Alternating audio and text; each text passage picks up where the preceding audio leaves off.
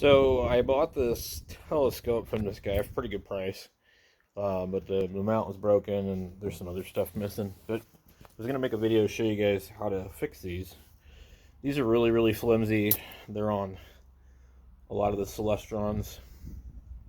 This is the German GC3 equilateral mount, or equatorial mount.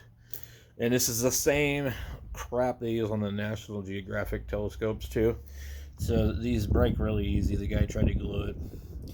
So my solution here, cut a piece of wood, trim the ends, put the notch on there with a jigsaw, and get it in there.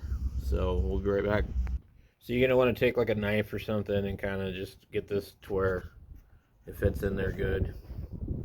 And because this kind of locks it in, so it's important that this is there. So then once you got it in here like this, then you have to look down in here, and you'll see that in order for this to fold, you'll have to clearance the end of it some more.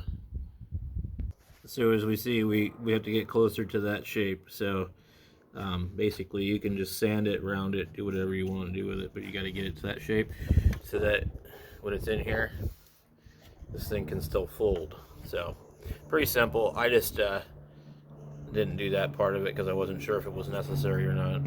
So just replicate the hole and all that. Just use my knife here, and I'm sure it'll fit in now. So I'll be back once it's in. Alright, so we got it. It's a little fiddly. You know, you gotta sand the wood, chip at it, be careful as you don't want to take too much off.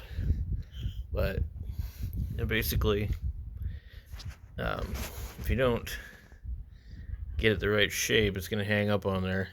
And you need that notch there so it'll lock in. So then you can get it over here. Now what I'm going to probably do is make a couple more of these because I don't have this bottom plate anyways, and these are super cheap. The plastic on this snaps pretty easily. So anyway, just trying to make that quick video to help anybody with a telescope.